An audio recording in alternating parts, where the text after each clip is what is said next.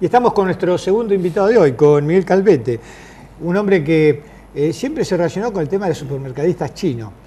Y la primera pregunta sería, Calvete, ¿cuántos supermercados hay en la Argentina y cuántos hay acá en Buenos Aires, en Gran Buenos Aires aproximadamente? Bueno, en total son 10.316 puntos de venta en todo el país.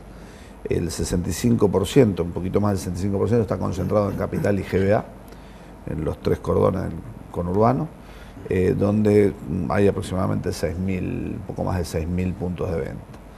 2.000 de ellos en la ciudad autónoma, prácticamente 1.988 en la ciudad autónoma, y el resto en el Gran Buenos Aires. Después hay en Mar del Plata, Rosario es una plaza muy fuerte, Córdoba, Paraná, Posadas, ¿no? Tampoco. Uno ha observado que ha habido un crecimiento hasta hace unos años el boom de los supermercados chinos, pero me parece a mí, o desde hace un par de años, esto se ha amesetado, digamos.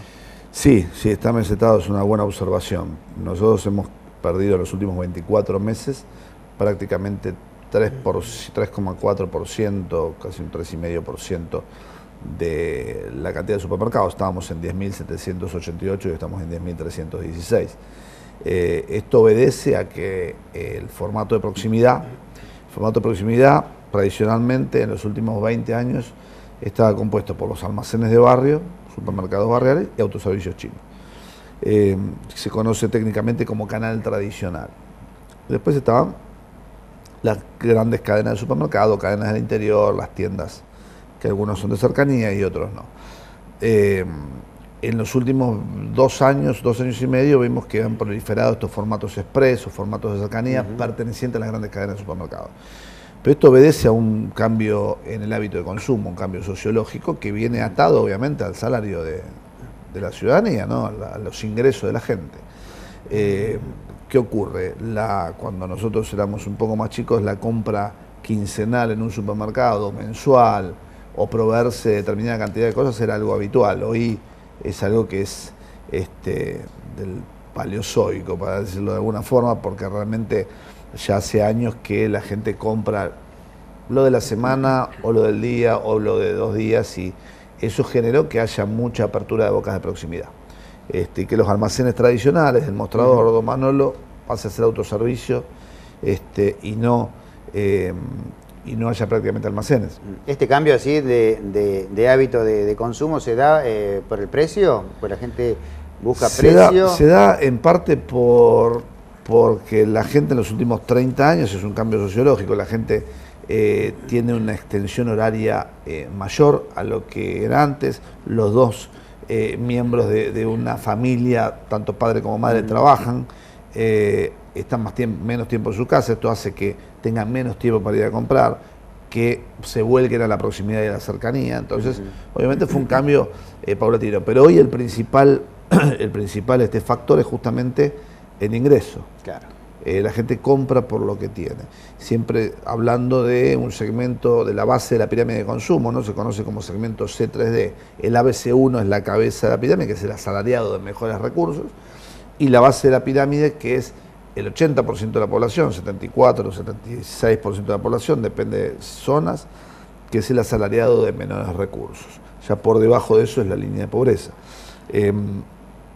Obviamente, todas las corridas inflacionarias que venimos teniendo hacen que esta brecha sea grande más, ¿no? Ahora, en este asalariado de menores recursos también está bancarizado, y hoy una tarjeta de crédito te lo ofrecen, hay una abundancia de tarjetas de crédito. Una pregunta, los supermercados chinos también, si bien uno conoce algunos que se manejan con tarjeta de crédito, no todos se manejan con tarjeta de crédito. No todos. Por lo general, las bocas de cercanía, salvo las que pertenecen a las grandes cadenas, muchos no se manejan con tarjeta de crédito. ¿Por qué? Porque en la boca de cercanía uno compra lo del día, por lo general mucho producto fresco, lácteos, pan, etc. Son productos que muy poca rentabilidad. El hecho de utilizar la tarjeta de crédito implica un pago de una comisión del 3,5% más impuestos, y prácticamente licúa toda la ganancia. ¿Qué pasa? Las grandes cadenas de supermercados no pagan ese 3,5%, pagan el 0,7%, el 1%. Paradójicamente en la Argentina, no los supermercados chinos, sino todo lo que es la pequeña y mediana empresa, ya sea almacén, supermercado chino, pequeña y mediana industria, un pequeño emprendimiento, tiene una carga impositiva y tributaria mayor que una gran corporación, que creo que es algo pendiente de todos los gobiernos que hay que revertir, ¿no? Es decir, la pequeña y mediana industria hoy es el principal dador de trabajo en el país y lamentablemente no se le está dando el apoyo y el estímulo que necesita. Usted se refirió a la inflación. La inflación se ha notado mucho más en los productos de la canasta familiar, los productos alimentarios, que es lo que precisamente tiene que consumir todo el mundo. ¿Esto a qué se debe, digamos? A que los grupos concentrados dictaminan los precios, a que acá tenemos el por si las dudas famoso, y tenemos, por ejemplo, un gobierno que creo que es la única vez en la historia que con tanta anticipación dijo que vamos a devaluar. Sí, acá hay una serie de factores, ¿no? Si nos remontamos a octubre, noviembre del año pasado, obviamente los dos candidatos, algunos con algunos eufemismos, otros directamente, como el caso del ingeniero Macri, dijeron que se iba a devaluar. Obviamente esto genera el ejercicio de la futurología en el empresariado argentino, ya sean comerciantes o ya sean industriales. Y muchos remarcaron precios o armaron sus costos con dólares de entre 15 y 20 pesos, con un dólar a ese valor, entre 15 y 20 pesos. Cuando estaba a 13, después se acomodó a 13. Hoy está a 14, pero bueno, por las dudas muchos lo calcularon a 20. Ese es uno de los elementos. Otro de los elementos es que, en el caso de los alimentos, el gobierno saliente autorizó a través de la Secretaría de Comercio aumentos entre el 7 y el 18% para ser aplicados en diciembre. Entonces, claro, eso también se sumó. Si a eso le sumamos que diciembre es un mes, desde el punto de vista económico, es un mes caliente, donde se recalienta la economía, creo que todos estos factores, sumado a una transición traumática, pues no fue una transición normal de un gobierno a otro, una transición de un color político a otro color político, sí, y a su vez traumática, porque no nos pasó esto con Alfonsín Menem, ni pasó con De la Rúa, es decir, hubo, en el caso de De la Rúa sí hubo una salida, pero hoy creo que hubo otro tipo de situación. Todo eso generó una tormenta perfecta, para llamarlo de alguna forma. Hubo muchos proveedores de insumos, que es transversal a toda la industria de la alimentación y a todas las industrias, que es metal, cartón, envase de larga vida, vidrio, que han subido, y químicos, por ejemplo, para productos de limpieza, algunos químicos para la industria de la alimentación, tuvieron aumentos entre el 25 y el 40%. Obviamente, si aumenta el acero, doña Rosa ni le va ni le viene que aumente el acero. Afecta indirectamente a otros. Ahora, si aumenta la leche, aumenta el pan, aumenta el tomate, es un tema que directamente pega a la ciudadanía y sobre todo afecta a aquellos que tienen menores recursos, ¿no? Que lamentablemente es la gran mayoría de la población. Hoy el consumidor no tiene opciones. El 80% cuando usted entra en un supermercado, entra y ve todo lo que hay en alimento, bebida, limpieza, tocador, etcétera, lo producen solamente 30 compañías, 30 empresas de origen, son multinacionales. 2 de ellas son de origen argentino, también multinacionales. Caso de Arcor y Molinos. El resto son todas multinacionales. Entonces, vemos que el 80% lo produce, casi el 80% lo producen esas empresas, el otro 20% lo producen más de 10.000 pymes. Entonces vemos una matriz económica que lógicamente algo no está funcionando. Entonces, no puede ser que un fabricante de aquí de Matanza, yo soy de acá de San Justo, que produce fideos, galletitas y demás, todo lo que son farináceos, tiene que comprar una máquina. En el gobierno anterior le pedían coima para poder sacarla de Jai. Claro. Y no se la traían ni le dejaban girar los dólares. Después, ahora obviamente está viendo a ver, el mercado ya mesetó, se está consumiendo menos, pero esto es un tema para plantear al Ministerio de Producción. Es decir, esta persona tiene que comprar una máquina, esa máquina la ofrecen en distintas ferias internacionales, la pyme tiene que viajar, creo que el Estado tiene que facilitarle a esa pyme y a muchas pymes más ir a esas ferias internacionales, comprar esa máquina, el Banco Nacional tiene que financiar esa máquina, tiene que poder importarla y además de importarla no cobrarle aranceles por esa importación, porque está generando fuente de trabajo. Lamentablemente eso no se da y a veces invitan a empresas multinacionales a la feria, una cosa que es paradójica, cuando sabemos que cuanto más pymes haya, más se va a producir y al más producirse más va a haber más oferta y va a haber más competencia. Hoy lo que no hay es competencia en la góndola. ¿Qué medidas tiene que tomar el gobierno para que no se den este tipo de aumento de precios y para incentivar el consumo? Bueno, en principio, para que no se den estos aumentos de precios, tiene que ser un poco más reservado en los anuncios, es decir, tener un poquito más de reparos, es decir, el caso el ejemplo que usted daba, obviamente el tema de la devaluación es bastante complejo. Lo que sí tiene que tomar son medidas urgentes a corto y mediano plazo de generarle estímulos a la pequeña y mediana industria, hacer un muy buen censo de industrias estratégicas, sobre todo en el sector de alimentación, que es el más conflictivo, y entregar darle los estímulos a estas empresas y generar oferta, por un lado. Y por otro lado, se está hablando de aplicaciones tecnológicas. Hay aplicaciones tecnológicas que pueden funcionar como que no. Es decir, en este caso estamos confiando en que van a poner los grandes hipermercados. De forma obligatoria tienen que hacer listado de precios. Pero, por otro lado, hay que ver si cumplen o no cumplen. ¿Los precios que ponen los supermercados también orientan en cuanto a los precios que ponen los supermercadistas chinos? Por lo general, los grandes cadenas de supermercado orientan a todo lo que es el canal tradicional, al almacén de barrio, a la despensa que está en la villa, al autoservicio chino o al supermercado de la esquina, ¿no? Hoy el comerciante tiene un gran problema porque, digamos, no tiene que poner el precio de acuerdo a lo que le salió, a lo que le costó, sino a lo que le va a costar cuando lo repongan, y no sabe cuánto le va a costar, con lo cual también genera un mecanismo. Bueno, en eso el gobierno tiene que tener un grado de intervención, no se puede dejar que el mercado regule todo, tampoco puede estar todo tutelado, pero no que el mercado regule todo. Hay insumos estratégicos que efectivamente tienen que estar supervisados porque hacen que se dispare toda la cadena, pero en el caso, por ejemplo, de un paquete de fideos, que el trigo de acá, todo de acá, excepto el plástico, que tiene una incidencia de un 5%, es en una devaluación del 40%, ese 5% es menos de 1%. Hubo productores de fideos, grandes multinacionales, que lo han aumentado un 35%. Entonces, no se entiende el mecanismo, ¿no?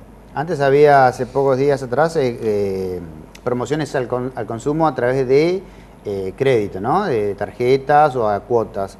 Ahora se está observando que en efectivo, ¿no? Los descuentos se vienen al pago en efectivo. Sí, hay una... Varió un poco el tema de... Exactamente, hay liquidez en el mercado, hay una retracción en la venta de alimentos, la gente el último trimestre se refugió un poco en bienes durables, indumentaria, electrodomésticos y demás, y en el plan hora 12, que fue realmente bueno.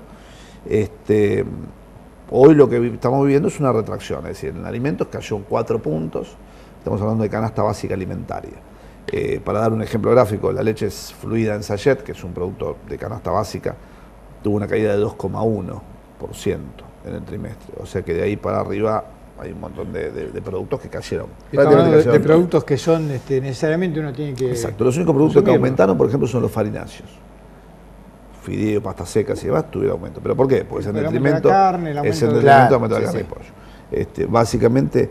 Es eso, que eso, justamente hoy lo estábamos hablando con un compañero, la situación que genera es que estamos hipotecando el futuro de muchos chicos, ¿no? Porque los que principalmente comen estos carbohidratos que no son proteínas, es la base de la pirámide de consumo.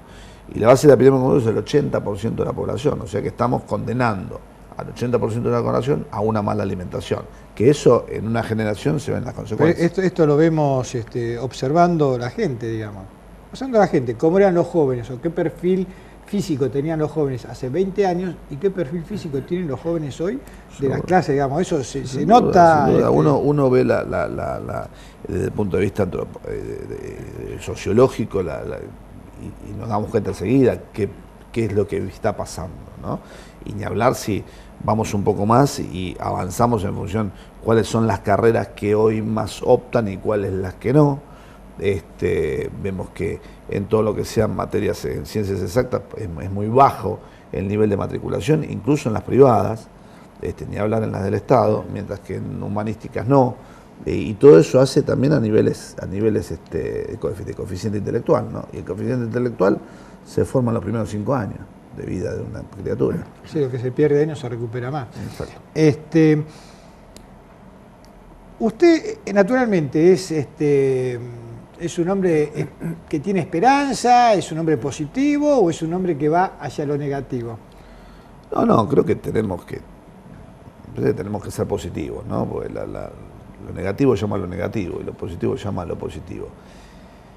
Creo que el gobierno tomó si vamos a ver un poco la esperanza respecto de la situación del gobierno, creo que ha tomado medidas buenas y ha tomado medidas equivocadas.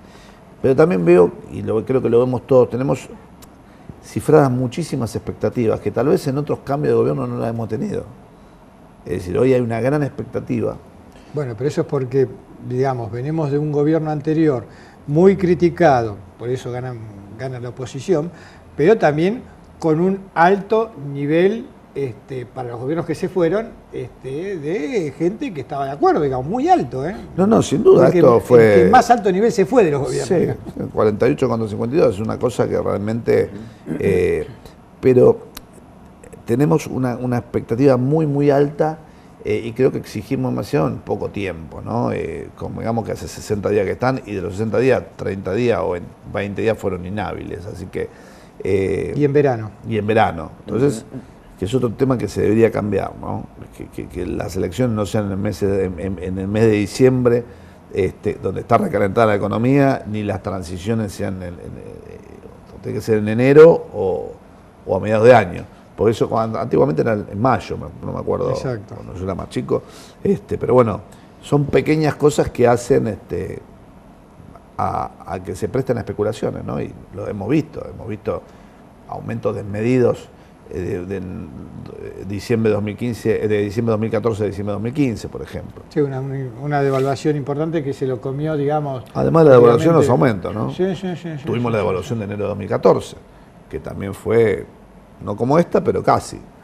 Entonces, si vemos la evolución de los precios, es realmente muy alta. Nosotros decimos, y el gobierno reconoce, y lo reconoció el gobierno anterior, entre 24, 28 puntos de inflación, y lo decimos muy alegremente porque estamos de esto, para nosotros somos el cuarto país a nivel mundial de inflación más alta. Ahora lo pasamos a Sierra Leona, por ejemplo. Está primero Venezuela y... Es que lo que pasa es que en un momento la inflación también financiaba al Estado. Lo que pasa es que cuando se entró a desbocar surgieron los problemas. Yo creo que hay que ser moderado en todo, ¿no? En esto es una fuente de financiamiento la inflación para el Estado argentino. Sin duda. Calvete, gracias por haber venido. No, gracias a ustedes.